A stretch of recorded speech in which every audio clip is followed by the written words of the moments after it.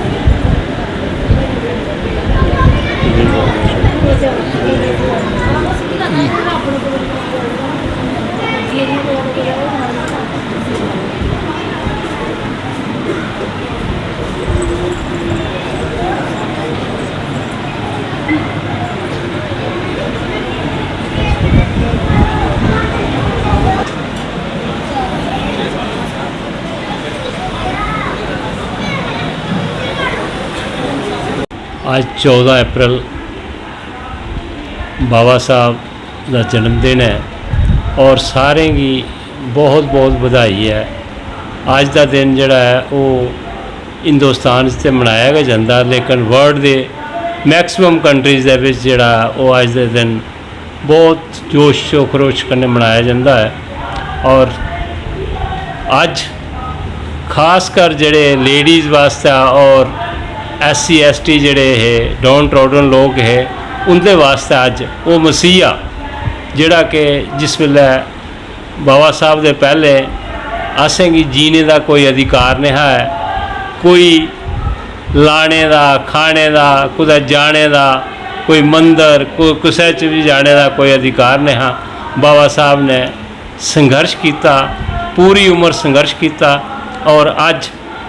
अस अगर इस वेले इत्थे बैठे दे तो उनकी बदौलत अस विश्व दे विच अज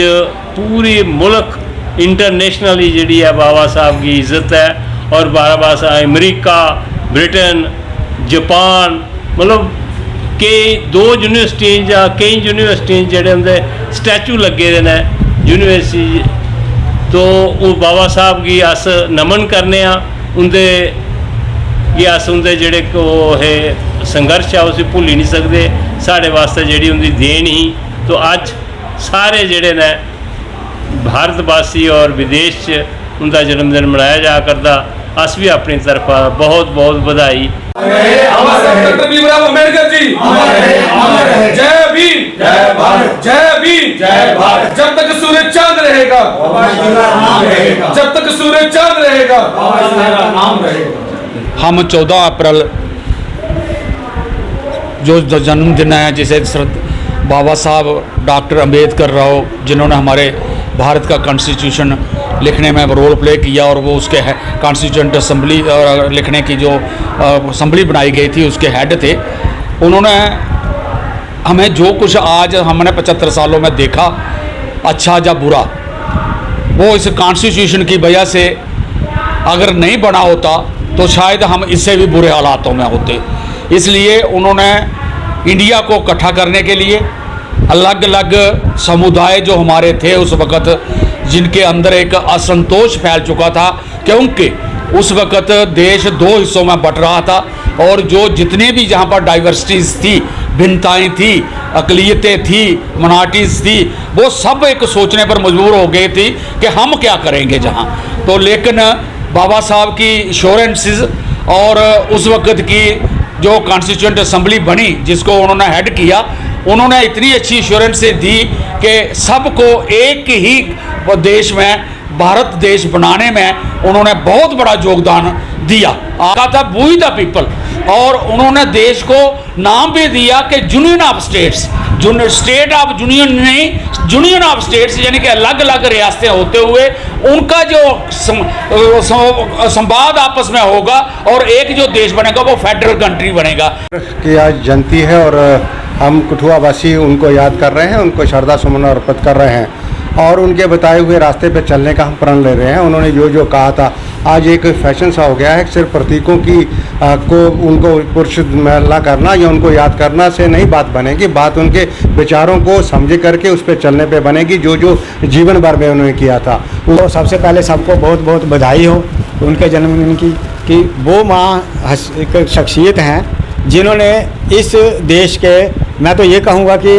ऐसा कॉन्स्टिट्यूशन देकर ऐसे अच्छे लेख लिख दिए, जो कहते थे ना हमारे के लेख लिखे जाते हैं, वो लेख लिखे हुए हैं उन्होंने, कि भारत को एक ऐसा संविधान दिया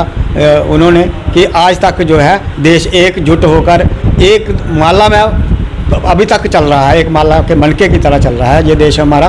तो ये बाबा साहब की सबसे बड़ी देन थी, और उन्होंने जो काम किया है वो इस देश में ना कोई आगे होगा ना कोई पीछे हुआ, जिस जो उन्होंने काम किया, उनके काम की कोई, हम जवान से तो उनकी कोई सराहना कर ही नहीं सकते हैं, क्योंकि वो उनके जो विचार हैं उन्होंने इस तरीके से काम किया, किसी रिलीजन के साथ भेदभाव नहीं किया, किसी जाति के साथ भेदभाव नहीं किया, किसी मर्द और औरत के बीच में कोई भेदभाव नहीं किया। उन्होंने उनको भी एक जैसा बनाने की कोशिश की है। तो मैं आज इतना ही कहूँगा कि हम सभी भारतवासियों को बाबा साहब के विचारों को समझना चाहिए और उसके ऊपर चलना चाहिए और उनको हमने मान्यता देनी चाहिए। जय भीम, जय भारत। मैं समझता हूँ कि बाबा साहब अम्बेडकर साहब जो थे वो एक सोच का नाम था, वो सिर्फ एक शख्सियत नहीं थे, उनकी जो दूरदर्शी सोच थी, हम सभी उस राह पे चलने की कोशिश करना चाहिए हमें। और उन्होंने जो कॉन्स्टिट्यूशन है वो सभी के राइट प्रोटेक्ट करने के लिए, मतलब उन्होंने कॉन्स्टिट्यूशन लिखा। अगर हम विस्तार में जाएँ तो हमें पता चलेगा कि उस टाइम की उनको कितनी बड़ी सोच थी कि आज 70-75 साल के बाद भी उनके जो लिखे वो लेख हैं वो यथार्थ पर दिखाई पड़ते हैं, और सभी को जो है राइट ये बनता है कि वो उस कॉन्स्टिट्यूशन को माने। और सबसे बड़ी बात यह है कि आज कुछ शक्तियाँ जो है वो कॉन्स्टिट्यूशन के ऊपर ही हमला करने की कोशिश कर रही है। मैं समझता हूँ कि जैसे कि जिस जमात से मैं संबंध रखता हूँ उसका बहुत बड़ा कुर्बानियों का एक इतिहास है और आज़ादी के दौर से गुजर के आया है। लेकिन मैं समझता हूँ कि आज के दिन में सभी लोगों को अवेयर होना पड़ेगा, सभी लोगों को ये बात समझनी पड़ेगी कि वो कॉन्स्टिट्यूशन जो बाबा साहब ने लिखा वो हमको राइट देता था हम अपनी तरीके से जीवन शैली जीने का, लेकिन आज की जो कुछ शक्तियाँ हैं वो उस कॉन्स्टिट्यूशन को बदलने की कोशिश की जा रही है। अभी जय भारत। आज श्री गुरु रविदास सभा की तरफ से गुरु रविदास मंदिर कठुआ में बाबा साहब का जन्मदिन मनाया जा रहा है। इसमें इस मौके पर मैं पूरे देश विदेश में बसते भारतीयों को पहले तो बाबा साहब के जन्मदिन की लाख लाख मुबारक देता हूँ, और मीडिया का भी बहुत बहुत धन्यवाद करता हूँ कि जहाँ पर कवर करने के लिए आए हैं। और मैं आपके माध्यम से बता देना चाहता हूँ कि जैसे बाबा साहब डॉक्टर भीमराव अंबेडकर ने जिस स्थिति में उन्होंने पढ़ा है, उस वक्त का जो समाज था वो मतलब जाति आधारित समाज था और जाति के आधार पर बहुत प्रताड़ित करता था, और बाबा साहब को क्लास के अंदर पढ़ने का अधिकार नहीं था, बाबा साहब को क्लास के बाहर बैठकर पढ़ना पड़ता था। और उन सब चुनौतियों को पढ़ते हुए बाबा साहब डॉक्टर अंबेडकर के जो गुरु थे, कहा जाता है कि एक गुरु थे ब्राह्मण, उन्होंने उनको शिक्षा की ओर बढ़ने के लिए कहा, लेकिन वहाँ पर एक गुरु और थे उनके जिन्होंने उनको कहा था कि डॉक्टर अंबेडकर, बाबा साहब को एक बार बोर्ड पर लिखने के लिए उनको आमंत्रित किया तो सभी बच्चों ने कहा कि जे दलित जाति का है तो इसको बोर्ड पर नहीं आने देना। तो तब बाबा साहब के जो टीचर थे उसने उनको कहा था कि अंबेडकर तुम पढ़कर क्या करोगे, तुम्हें जरूरत नहीं है पढ़ने की, तुम्हारा काम है जाओ